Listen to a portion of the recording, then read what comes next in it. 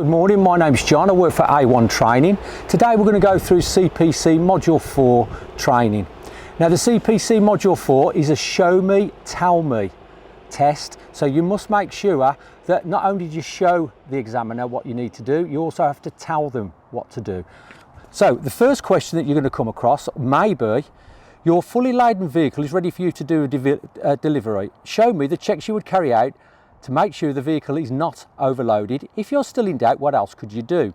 So some of the checks for an overloaded vehicle would be listing or leaning of the vehicle. You may look at the wheel arches and the tyres to see if the wheel arch is touching the tyre, or at the back again whether the wheel arch is touching the tyre or the tyres are actually bulging out. You could check the suspension. Now on this vehicle we have air suspension, so again you would check that level, but if you had leaf sprung suspension, you'd make sure that the leaf springs are smiling at you, not frowning at you. Another way would be to move away from the vehicle, and again you're checking for any listing or leaning of the vehicle. You could check the weight plate for the vehicle. Now the weight plate is situated in different areas around different trucks. However, our weight plate is situated behind the passenger door and is placed here. So on there will be your weights for the vehicle, your maximum mass and your axle weights. You could check the weight of the vehicle on a weigh bridge against the maximum weight plate to make sure that the vehicle is not overloaded. Check your manifest. On your manifest you will have the weight of the items on the vehicle. You would calculate those items to make sure that they do not exceed the maximum authorised mass weight on your weight plate. Failing all of that, you could still go and take the vehicle to a weigh station where you could get it weighed and checked.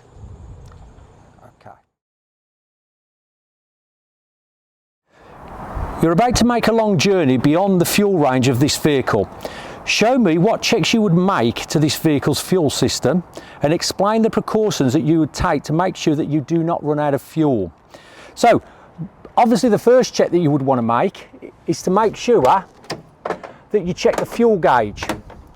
So the fuel gauge is in different areas, different vehicles. However, I'm checking the ignition on and checking the amount of fuel that we've got and also the amount of AdBlue that we've got. Now at this point as well, what you need to say to the examiner is that you are also carrying either a fuel card or a cash card for more fuel for the journey should it be required. Please make sure that you do this. Then coming out of the vehicle, again making sure that we've got 3 points of contact as we get down. Close the door behind you. Then we're going to show the examiner that we're checking the fuel tank to make sure that the cap is on, and also checking to make sure that the tank is secured to the vehicle. And while you're there, we might as well mention the AdBlue as well, and we're checking that the cap is on the AdBlue tank and the tank is secured to the vehicle. Okay, the question is show me, and it's saying show me how you would check the maximum authorised mass of this vehicle. What other checks you carry out to make sure the vehicle is not overloaded? If you're still in doubt, what else could you do? This question is very similar to an earlier question, which some of these questions on the Module 4 do repeat themselves. However, you have to treat it as a fresh question and you have to give the full answers. So one of the things I would do, I would check the paperwork or the manifest for the load to make sure that how much weight is on the vehicle. I would check this information then against the vehicle's weight plate. And on this vehicle, as I said before, the weight plate is positioned behind the seat here. So I would check the weight plate, check the manifest to make sure I'm not overloaded the vehicle. I would check other signs for overloaded vehicle, which may be bulging tyres or the wheel arch sitting very low over the tyre itself. I could move away from the vehicle and I could check to see if the vehicle is listing or leaning over to one side. Finally, I could also take the vehicle to a weigh station and have it weighed and check the vehicle that way.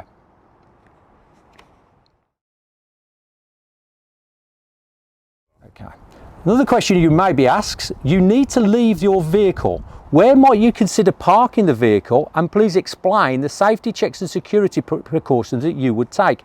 So the first choice to leave a vehicle such as this, especially if you've got a high value load inside, would be to go into a truck stop where you've got video cameras, lighting, secure parking. If that is not available to you, then maybe the next one, if there's 2 vehicles, you would go back to back with your vehicles, securing the back doors. And then failing that, if you've got nobody with you, then you can maybe be able to park the vehicle in a well-lit area, backing the vehicle up against a solid object, a wall, securing the vehicle that way. You would make sure that when you leave the vehicle, you clear all your goods off the windscreen, making sure it's clean. Make sure that you then come round to the side and we will secure the vehicle correctly. Taking the keys out, making sure that all of the windows are up and secure.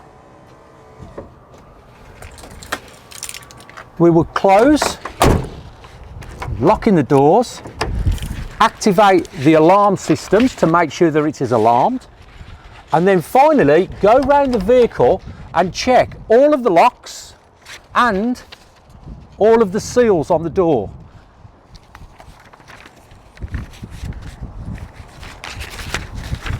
So again, we are checking the locks, and you should place seals through the door and they should be checked to make sure that the vehicle is secure.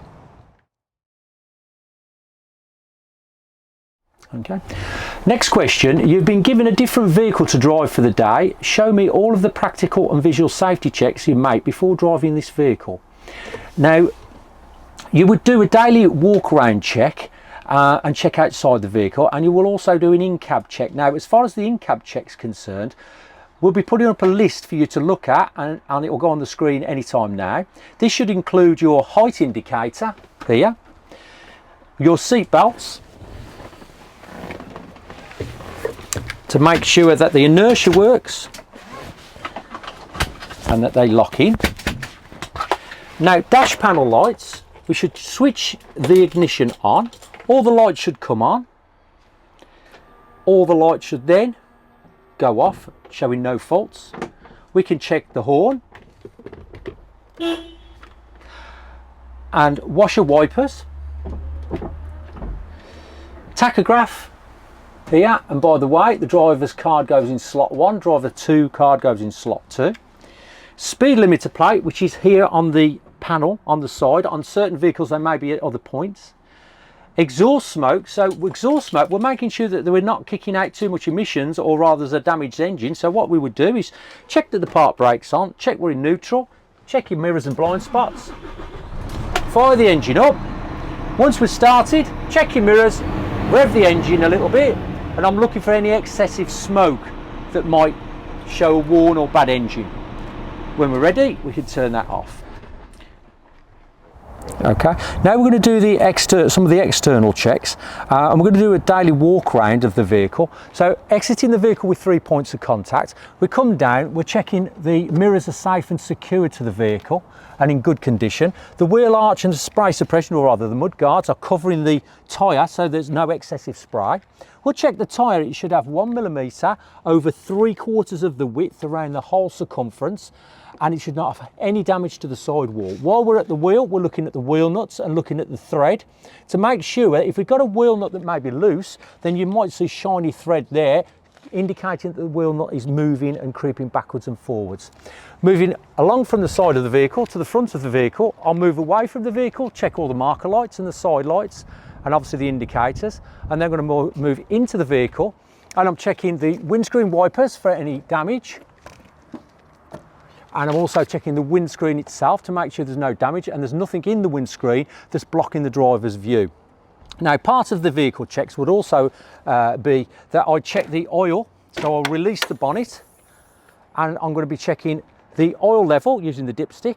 And also if I want to add oil, I will add oil here. I will check the coolant of the vehicle, which is in this vehicle, it's a Volvo. So it's on a coolant tank just underneath the hood here. Maximum and minimum marks to be checked. And here is where I put the washer bottle fluid for a windscreen. You may need to show this to the examiner on test, so make sure, remember, it's a show me, tell me exam. Now, I've checked all the lights, checked all the windscreens, so I'm going to move around this side of the vehicle. Again, I'm going to repeat some of these checks. I'm going to check the mirrors to make sure they're safe, secure. I'm going to make sure the windows are clean. Again, the wheel arch, the spray suppression device, the mud flaps, also all the wheel nuts are secure, tied, sidewall. Down the side of the vehicle, I'm looking down the side of the vehicle to make sure that nothing's sticking out which could take out a pedestrian or a cyclist whilst driving along. Again, I'm also checking the side guards, I'm checking the battery bank to make sure the battery cover's on. Moving down the side, marker lights are all on. Spray suppression, tyre, wheel nuts all on. Sidewall looks good. Again, marker lights all the way down the vehicle.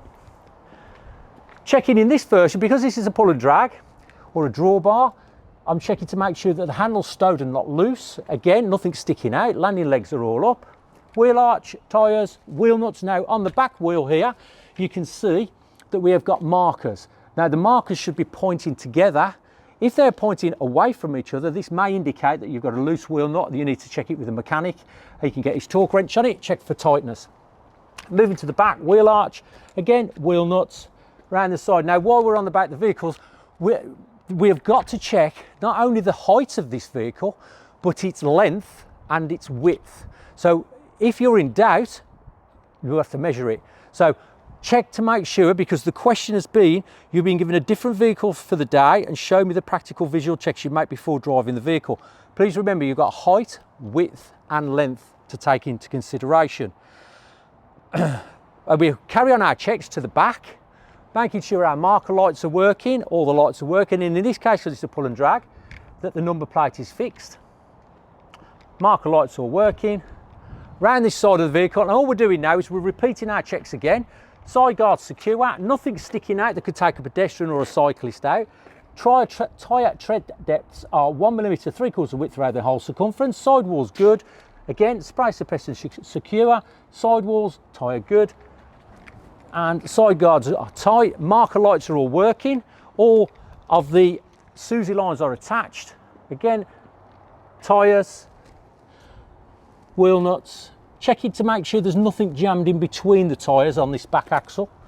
Tank, make sure it's secure to the vehicle and the caps are on. That's your diesel tank, and just do another one on your AdBlue tank. Check it's secure and caps on, and then we're back to the start.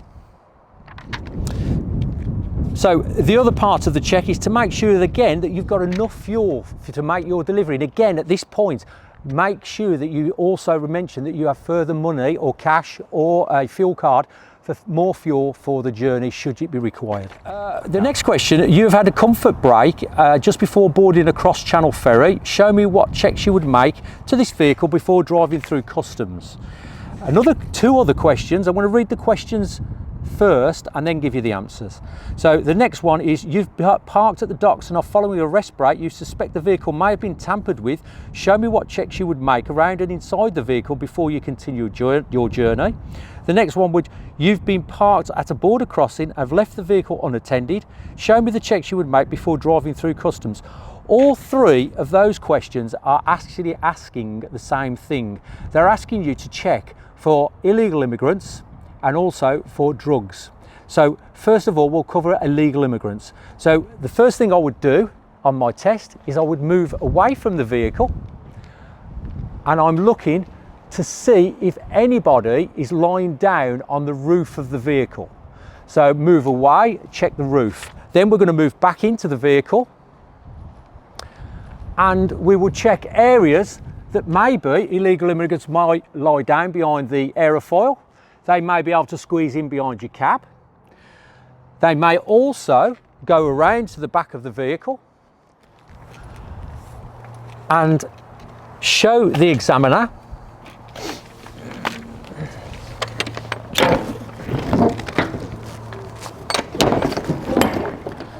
that you're checking inside the vehicle by looking high and low for illegal immigrants hiding behind your load.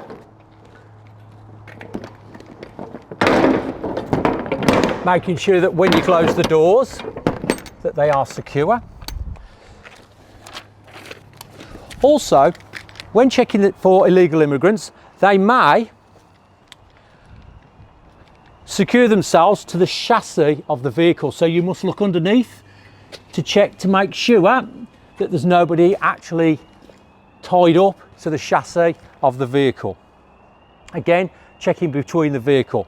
Now, that's looking for illegal immigrants. We're also now looking for drugs. Now, drugs could be, and remember, it's a show me, tell me quiz, inside the cab. So 3 points of contact, in the cab we go. We got to show the examiner that we are checking all around the cab, all of these inside, around the dash. Again, 3 points of contact. Check for drugs behind there. Now please, with certain vehicles, you may have these doors here. And on this one, we pull the cable, open that up and check in here for any sign of any drugs. Secure that back. We'll come round. We're looking for drugs, so we can check all inside the wheel arches, round the wheels. Drugs could be stashed anywhere within the vehicle. Please don't forget to check under the bonnet. Drugs could be in here, around here, around here. So again, we're showing the examiner that we're checking for drugs there. Secure that down. We're going around the vehicle. Any place that you could think to place drugs, check it. Show that examiner you're checking everywhere, including tap the battery box and tell them you would check inside the battery box to see if that's been messed with. All the way around, under the chassis, under here, around the wheel arches, the tyres, they could even take a wheel off, changing that and put drugs in a tyre. Round the wheel arch, round the back, following and walking round the vehicle, checking all these, under the arches, tyres, all the way around the back of the vehicle. Again, don't forget to check inside the back of the vehicle as well. Remember, it's a fresh question, so you need to show them again, check again. Open the doors, look inside. Round the side, same here, all the way down this side, inside, all under the chassis, the tyres, the wheel arches. Anywhere you think you could put a package, you must show that examiner that you are checking. Especially is when you come back up to this side of the vehicle, the diesel tank. Make sure that you tell the examiner, even show them if you have to, that you've lifted a cap and you're looking for any string that's on the top of the tank. This would show that just before you come through customs, somebody's put drugs in a package, tied it to a string, dropped it in your tank, and then put your cap back on. So make sure that you're checking your tank and your cap and look for string. And that includes your AdBlue tank.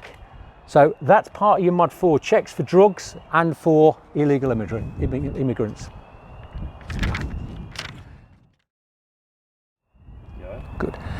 You're driving on the motorway and flames appear from the engine compartment. Show me how you would deal with electrical wiring fire and what is the appropriate fire extinguisher to use for the fire. So, coming to the cab, 3 points of contact.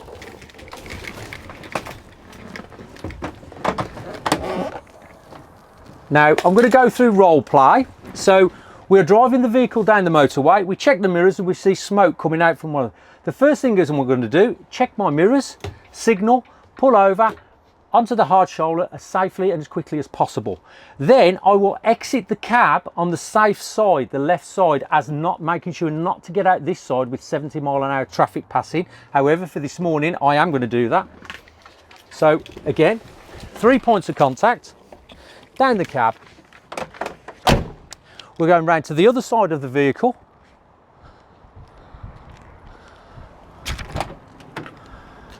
So we have 3 points of contact. We have climbed down from the vehicle. We've got smoke, a little bit of flames coming out. So at the moment, I'm going to now phone the emergency services to tell them that on the hard shoulder and my location on the motorway by using signage. I will also then look at the fire and make a decision whether to tackle that fire with a CO2 dry powder fire extinguisher, if available, and if the fire is small enough to be tackled. If it isn't, then I'm going to leave the vehicle alone and I'm going to move away from the vehicle, keeping everybody else away from the vehicle. However, if I am going to fight the vehicle fire, I am going to isolate the batteries by the isolator switch here. That will throw the power off to the fire, hopefully again extinguishing the fire by taking the power away. and then I will keep everybody else clear of the vehicle and myself clear of the vehicle until emergency services arrive. How's that?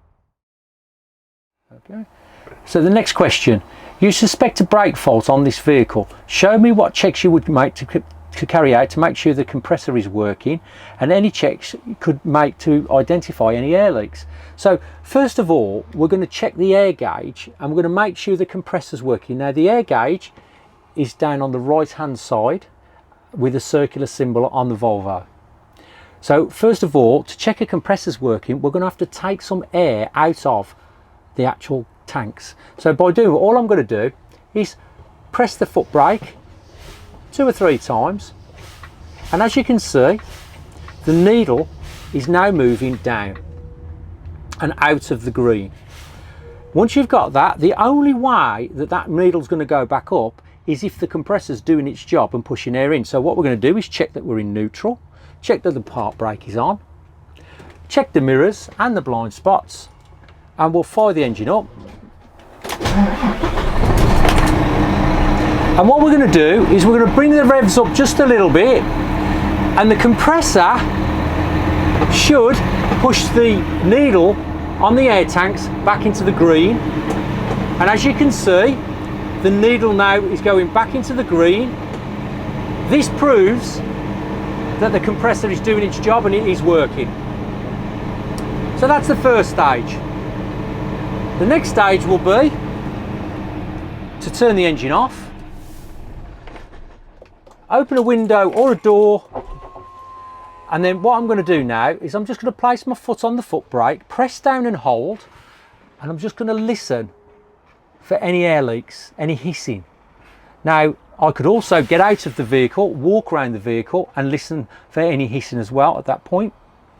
Now if we're happy that we haven't got any air leaks, I can't hear any hissing, now we're just going to quickly test the brakes to make sure that they are actually doing their job. So again, mirror checks, blind spot checks, fire the engine up, pop it into gear, leave the handbrake on, check the mirrors, and we're going to test the handbrake's holding. So gentle push, and as we can feel, the truck's just sitting up, but it's not moving, so the handbrake is holding.